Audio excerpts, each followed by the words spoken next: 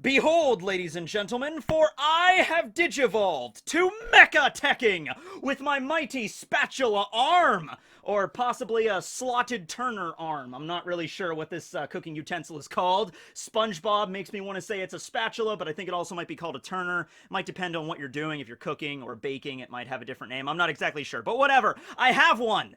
And, of course, what is even more dangerous than a spatula turner arm? That's right, an axe arm. So today we're talking about AxeHand Captain Morgan. And what's even more dangerous than an axe arm? That's right, no arms, which means Barry right here is the most dangerous out of all of us, so just watch that. Alright, so, hey everybody, how you doing? Tekking and Barry here, and it is the last day of 2020. New Year's Eve 2020. Can we do a dance number just because we're almost through this? Da-da-da-da, da-da-da-da, this year is almost over. Now, don't get too excited here. Don't get like, okay, the second we hit January 1st, 2021, everything's magically going to get, better. But, it can't get any worse, can it? Don't answer that. Don't answer that. Don't answer that. All right? It's just, let's just tiptoe into January and let's just see where it goes, right? But at any rate, beyond this being the last day of 2020, Chapter 1000 of One Piece is right around the corner. It's going to be dropped in about 3 or 4 days. I'll be doing the review. It's going to be great.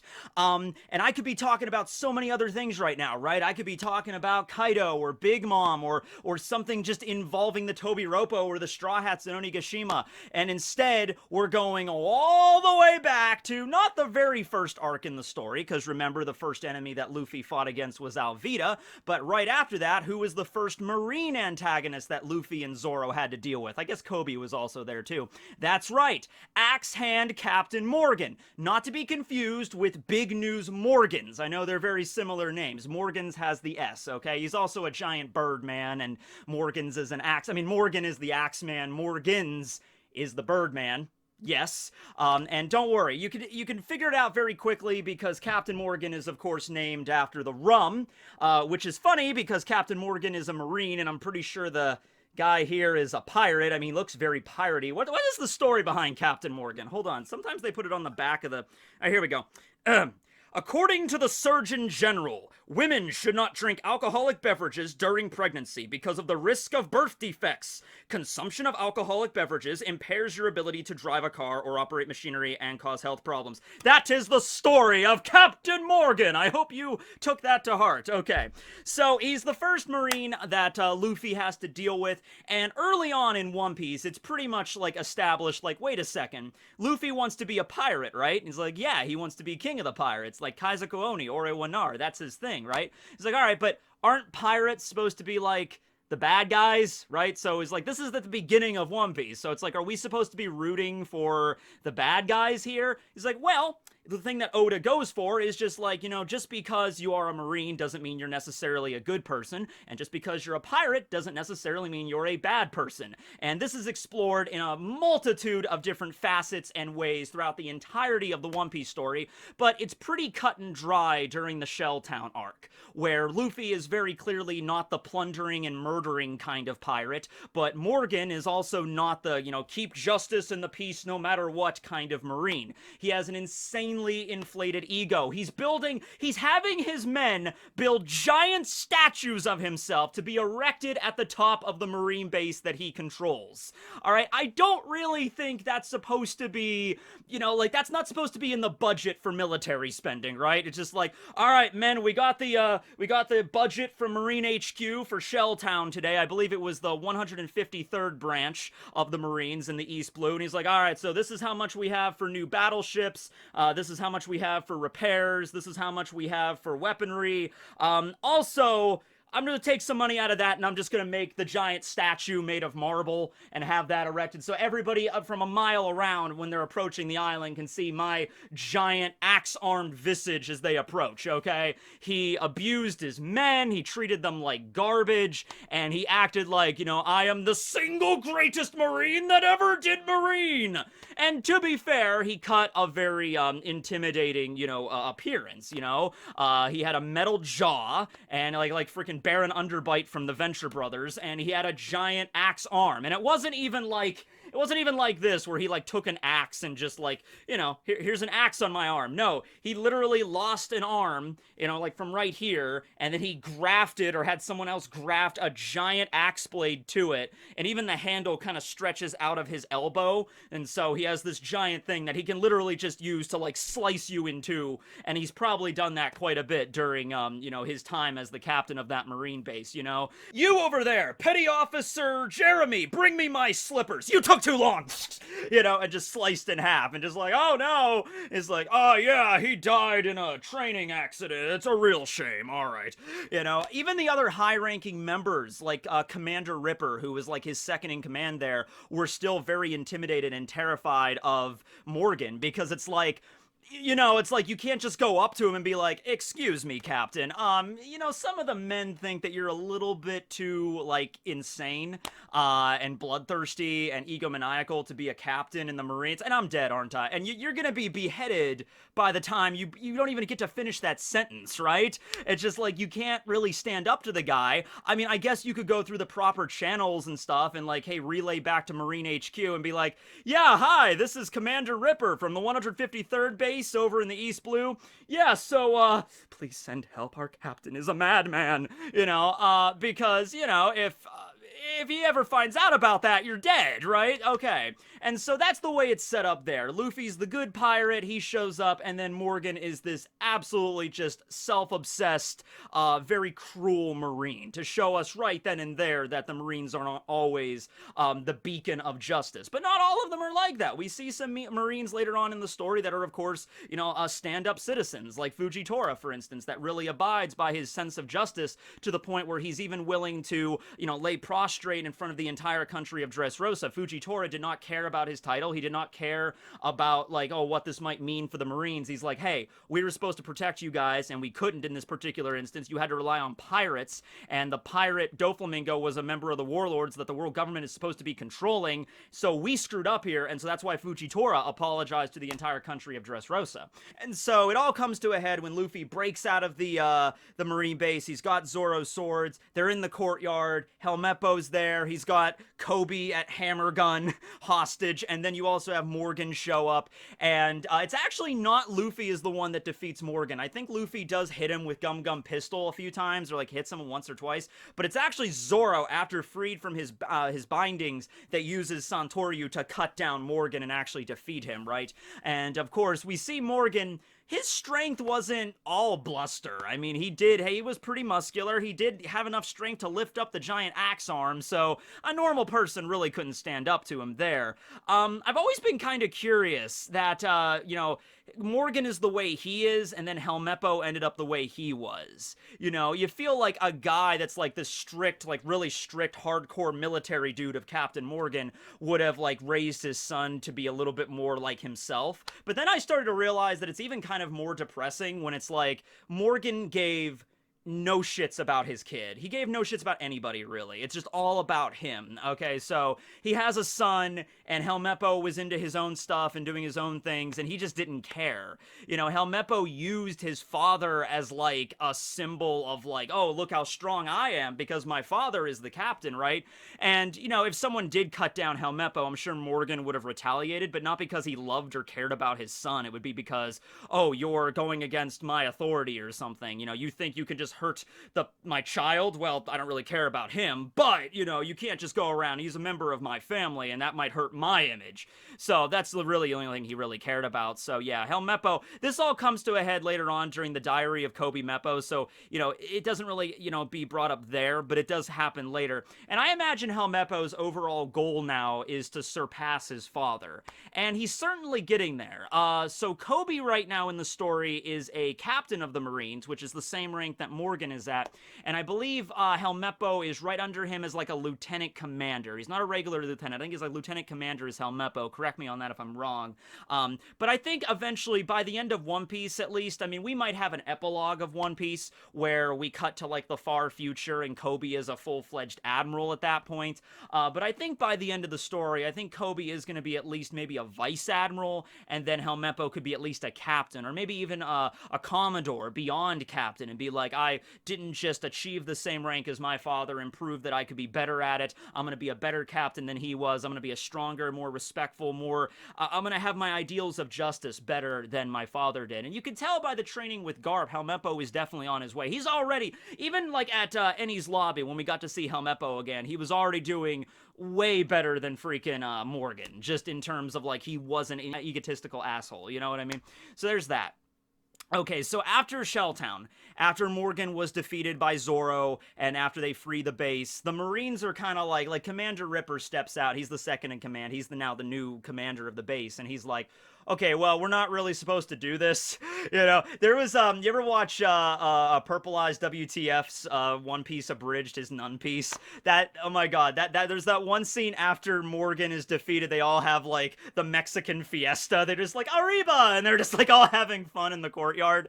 And then Commander Ripper walks in the bar at the end of the arc, and he's like, alright, so we took a look at the charter, and it turns out a Mexican fiesta is not the way to properly celebrate the death of our captain. He didn't actually die, but in the abridged, that was just hilarious, right? And so it's very much like that, though, where it's like they were freed by a pirate and a bounty hunter. They should be capturing Luffy and Zoro, but it's like, we really hated our captain, and there was no other way for us to get rid of him, and you guys got rid of him. So, tell you what, you guys will give you a boat, you can leave the island, we won't pursue you.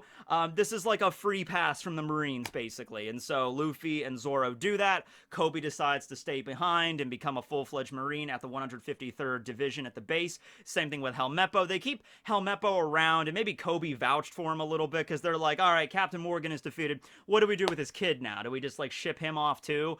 And maybe Kobe was just like, well, you know, he's kind of like me a lot. I could see a lot of me in him, you know. Maybe he just needs to, like, maybe just a little discipline or something. He could be my friend, and we could both be, like, janitors, essentially, because that's basically what they were. They were chore boys. They didn't have, like, an official Marine rank. They were there to, like, mop the floors and clean out the latrines. That was their duty, right?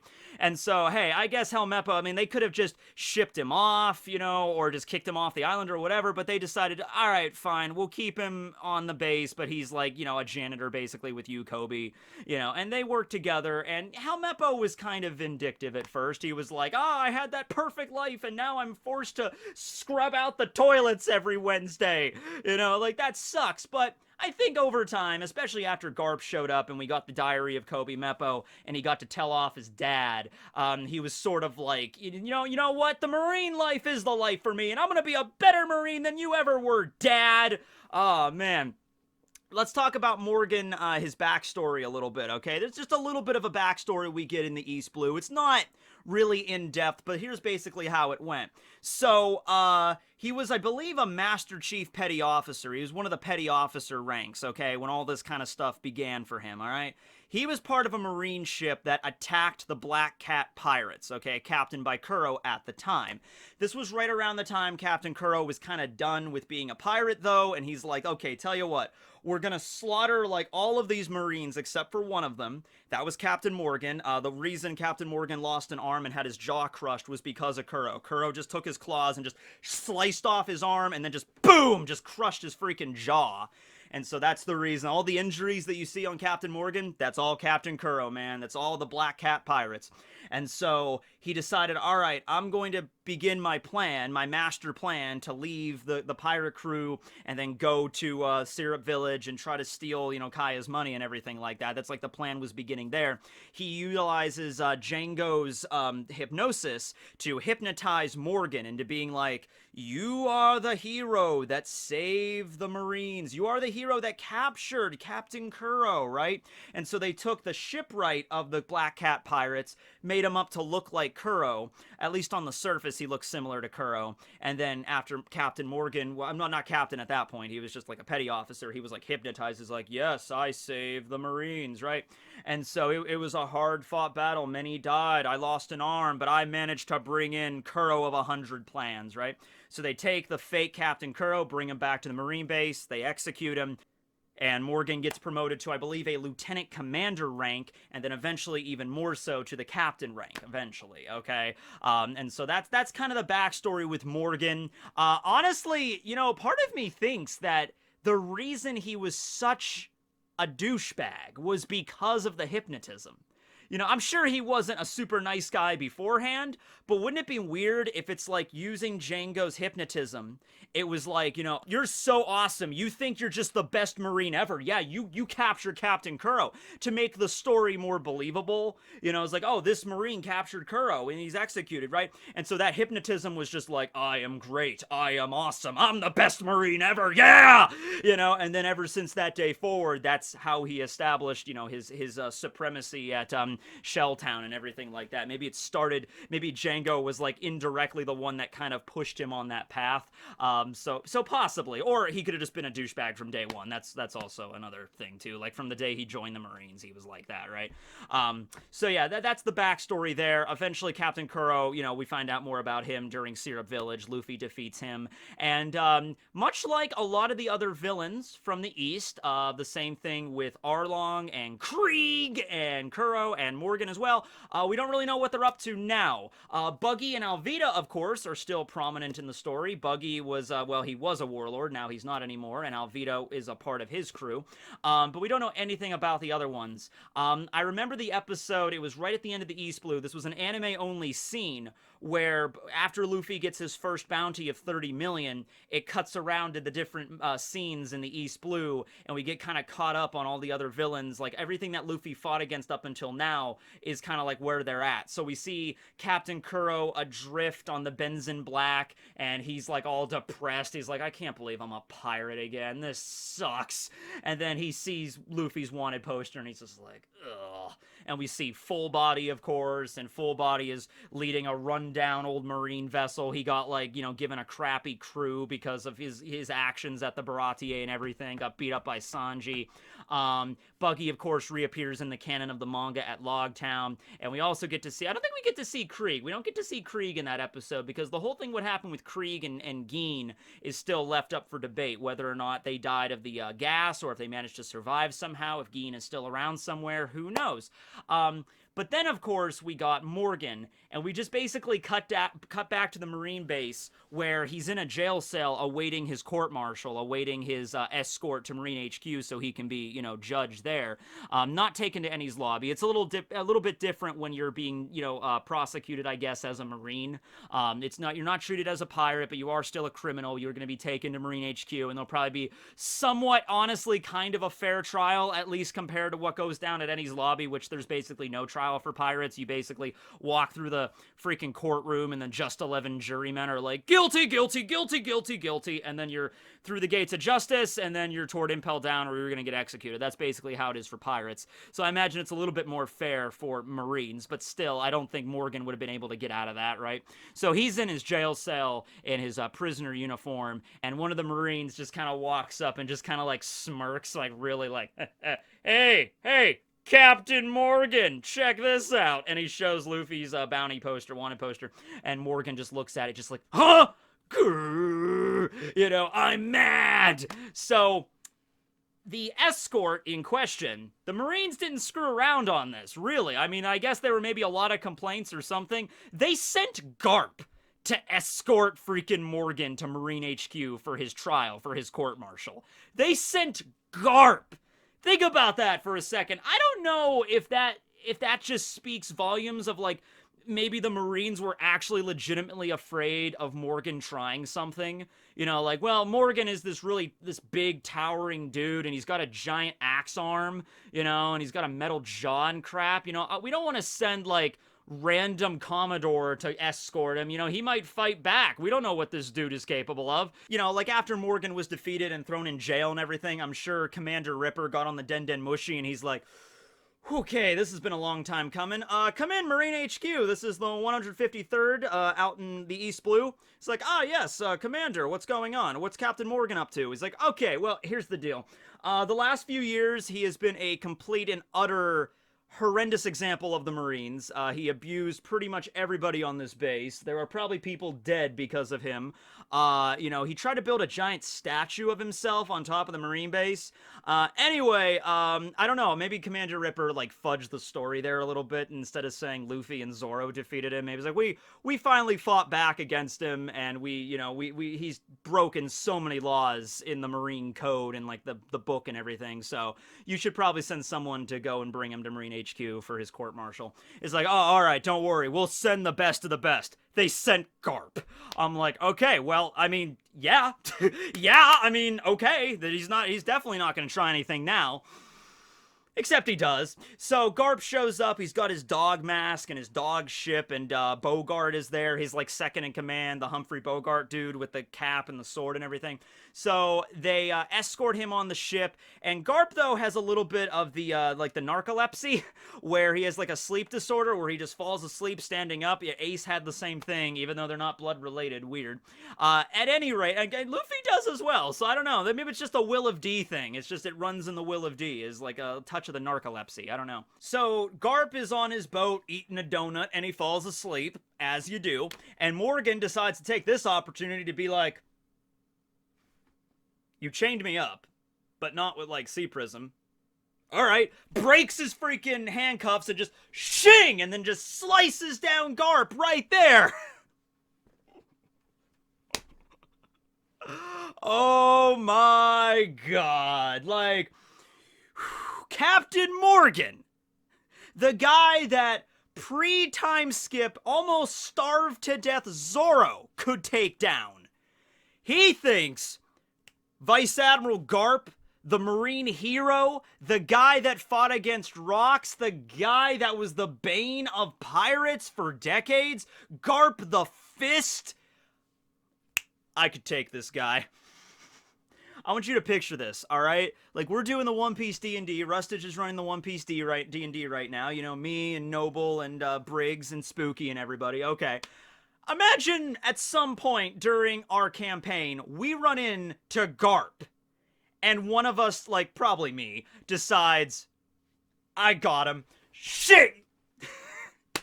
We're dead, right? Like, so Morgan, man, he had the balls, or he was just an idiot. He thought he could take him. He's like, yeah, that's Vice Admiral Garp, that old man that's falling asleep eating donuts. He's weak as hell. He's not like the stories at all. I could definitely get away. So he slices Garp, grabs Helmeppo as a hostage, gets on a little ship, and then sails away.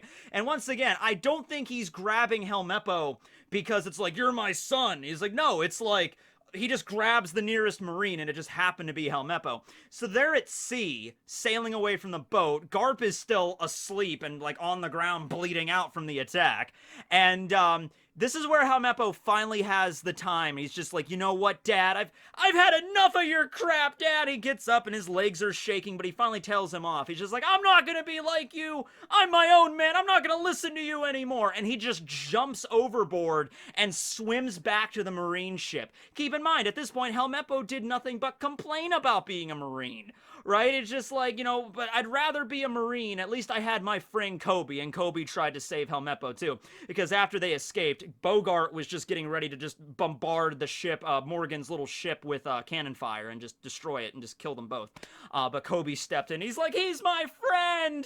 And Helmeppo's like, you know what, Dad? I have friends now. This is a shonen manga, damn it! And I'm gonna make my way. So he jumps overboard. He swims back. And then Morgan is left there alone. Morgan just lets him go, once again. Probably doesn't care much for his own son. He's just like, whatever, I don't care. I'm alone, just gonna sail on the way. And so Helmeppo gets back on the ship. Garp gets back up. Garp, this is the thing about Garp I want you to keep in mind, alright? We see Garp here, okay? He is struck, and he is bleeding, alright? He didn't use armament hockey, and he still just doesn't care. He doesn't look like he's in pain at all. He just gets up and he's like, massive chest wound, bleeding out. Didn't use hockey to protect himself. And he's like, whatever. 'Tis just a flesh wound. It'll heal up in about 5 seconds. All he has to do is like flex his muscles and it probably heals. It doesn't actually do that, but that just tells you something about how badass Garp is.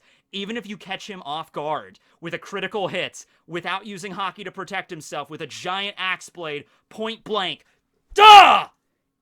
He gets up and just like, he lost like 1 HP. It's just, if that. It's just like, whatever. You know, unless that wasn't actually blood, that was just like, you know, maybe some jelly-filled donuts he kept in his marine jacket. Maybe that's what it was. But you see blood and you see the wound. He just doesn't care. He's just that tough. All right? So don't mess with Garp. And you're lucky he's very understanding. So, I guess they just kind of let Morgan go because he gets away. I can't imagine, like, they were in a giant marine battle. They were in Garp's battleship, and, you know, Morgan was just in a tiny little sailboat. He was like a tiny little dinghy.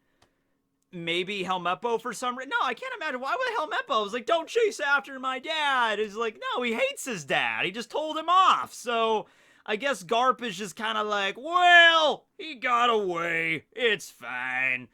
And so he got away, and the next time we see him is actually during Django's Dance Dance Paradise, where there's a scene where Django is floating around in the sea in the East Blue in his dinghy, and he passes by Morgan in his dinghy, and they're both asleep so they don't notice each other, but we just see them passing by, and Django's headed toward Mirror Ball Island, and Morgan is headed off into Destination Unknown. So that was the last time we saw Morgan in this story. That was like around chapter, I think that was during the Drum Island arc in the manga, in the cover page, you know, Django's Dance Dance Paradise. And here we are, you know, 800-something chapters later, and 2-year time skip, and no new news of Morgan. So yeah, that's that. I guess this is the part where I talk about headcanon stuff. Let's see here. He starts a bakery. No. Honestly, okay, the thing I can find most likely with Morgan is that, okay, he's very arrogant and all that, and he would continue to be that. But he also knows that the Marines are going to be looking for him now. So I think maybe his best bet would be just to find an island where he can just, you know, an uninhabited island where he could just live. So that, I think that's the most likely. Like, Morgan just landed on an island, and he has his giant axe hand, so, you know, it's like, you know, this arm of mine here is good for 2 things. Lumberjacking, dicing onions, and executing traitors of the state, you know? So, that's also from Purpleized WTF. Just go watch his shit. I'll just leave a link below to it. It's awesome. Go watch One Piece. Anyway, so he just has his axe hand, and he could just use that to cut down freaking trees, make a log cabin, and so it's maybe just some random island out in the middle of the East. There's just a single log cabin with some smoke coming out of it, and Morgan walks out, you know, and he's wearing tattered clothing and stuff. He's been there for 2 years. He might just be living like that, because there's no way he can go back to being a Marine. It's not going to happen. He can never achieve that rank he had before. He's on the run, essentially. So either that, or he landed at a town and is just living on the town. But it's like, he's a pretty distinctive, he cuts a pretty distinguished figure. He has a freaking metal jaw and a giant axe arm. It's like, you can't, like, walk into town and be like, hello there, my name is, Captain, Gorgon, yes. I was wondering if you needed any lumberjacking done. No, the second he lands anywhere, they're gonna, you're AxeHand Morgan, you're supposed to be in jail, you know what I mean? So, yeah, living on his own out in the middle of nowhere is probably the best he could have hoped for. Either that, or he did get captured. He did get recaptured, okay? He eventually, the Marines found him, or he was trying to, you know, escape, and he got thrown in prison, and he's there right now. I guess they wouldn't throw him in Impel Down, because that's not, you know, that's not for Marines, that's for pirates, although they did throw Shiryu in level 6. Shiryu was a guard for Impel Down. He was the chief jailer, and he also worked for the world government, and they weren't above throwing him in jail. So maybe Captain Morgan would have been. Maybe he was in Impel Down when Luffy went in. He just never noticed. Or he's in Impel Down now. Or he's in maybe like a special military prison, probably in Marine HQ or G1 or wherever the hell that's at. That's probably more likely. I'm sure that the Marines have a long-term prison facility for, like, you know, people that would, like, you know, like be court-martialed and stuff, you know, like for really heinous acts inside of the Marines, like internal affairs, that kind of deal. So, yeah, that's probably most likely. Either living on his own on an island, or in prison, or dead, I guess, but you know how Oda is with killing people, so I'm assuming he's not dead.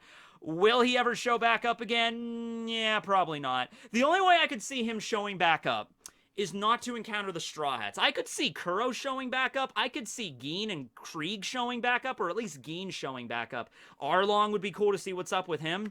But with Morgan, the only way I could see this going down is, let's say Helmeppo finally achieves the rank of captain or beyond. He gets promoted to Commodore or something, and he's like, you know what, I've finally surpassed my dad. And we see a brief scene of Helmeppo going into, like, the Marine prison or whatever, and seeing Morgan behind bars, and he's just like, I finally did it. I got a promotion. And then he just turns around and just walks away. And just wanted to tell you that, and just walks away. And Morgan would just be in the cell like, ugh. I don't see Morgan and Helmeppo ever, you know, rekindling their father-son relationship, you know what I mean? Like, son, it's been so long, you know, I missed you. Yeah, I don't see Morgan doing that. He was pretty much just an asshole, right? So, yeah, that is the story of Captain Morgan. And that's one of the first villains of the story, bringing us up to the current villain of the story, Kaido. So, yeah, Chapter 1000 is going to be out in Viz, the official release, pretty soon, I believe on Sunday. So, catch you back here for the review. And, yeah, this is the end of 2020. So I hope you guys had a made it as good as you could have made it considering everything involved, right? One positive thing that we did here was just the charity drive that we did a few weeks ago. That raised a lot of money. I think we're almost at, like, actually, I think post the charity drive, it was like over almost 17,000 we were close to, so thanks to everybody that donated for that. I'm really happy to be part of the One Piece D&D we started this year. That really definitely helped, you know, alleviate the struggles of 2020. But yeah, it's almost over, and just here's to hoping 2021 is just a little bit better. I don't drink alcohol, so here's iced tea. All right, cheers everybody to 2021.